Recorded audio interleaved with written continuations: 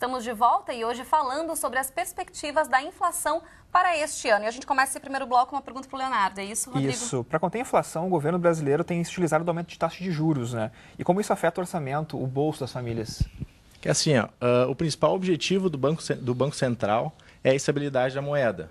Ou seja, há uma ele quer conter a inflação, no caso, né?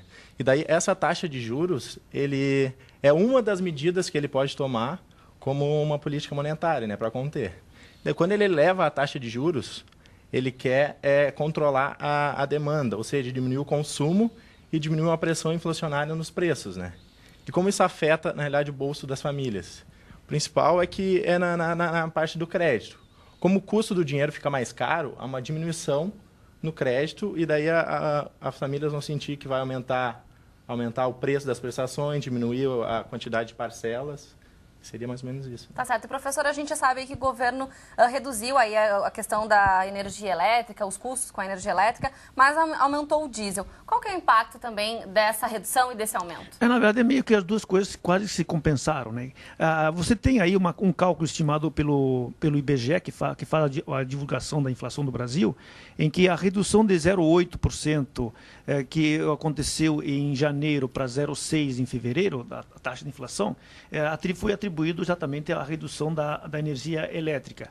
Mas a queda poderia ser muito superior se não tivesse um aumento do óleo diesel. Por isso que muita gente diz aí que não adiantou, que deu elas por elas. Na verdade, teve um efeito mínimo. No fundo, o que acontece é que a parte da energia elétrica, provavelmente o efeito vai se dar maior, é na parte do setor industrial. Porque aí você tem uma queda e você leva mais tempo para o setor industrial repassar essa redução nos custos ou nos preços futuros. Então, você tem um intervalo de tempo. E no caso do diesel, você tem aí a questão é que a maior parte do transporte brasileiro, quase 60% do transporte de alimentos do país é feito por rodovia e, portanto, por meio do diesel.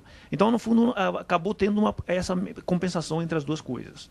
E, Valmir, segundo os últimos anúncios do governo federal, a cesta básica vai então subir, né? Qual será essa diferença de preço e por que vai mudar?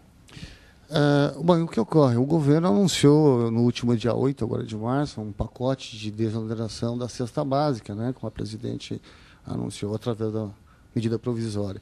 O que ocorre aí é que o governo está retirando os tributos federais que incidem nos itens da cesta básica, e nós estamos falando de PIS e COFINS, também de IPI.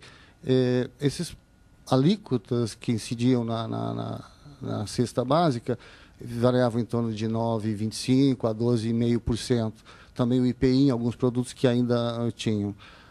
Bom, o efeito disso, né, a gente vai perceber uma redução no valor da cesta básica.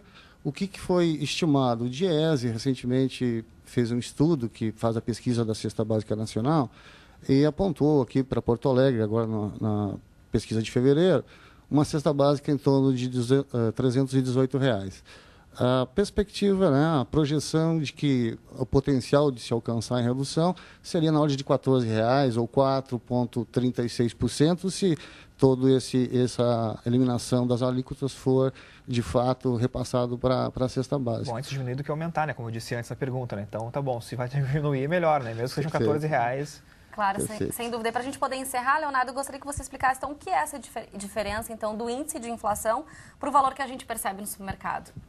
É que o índice de inflação, na realidade, ele é uma variação desses preços dessa cesta básica ou da cesta de consumo de bens e serviços das famílias, né? Só que como é um índice nacional, é uma média nacional, muitas vezes dá diferença, né? Não em toda família consome essa cesta que é utilizado no índice, né? Então, muitas vezes a gente tem diferença no supermercado, porque uma família consome determinados produtos e outro já não consome aqueles produtos, né? Também pode haver diferença entre regiões, né? Porque como só pega 11 regiões metropolitanas do país, pode haver diferença também, né?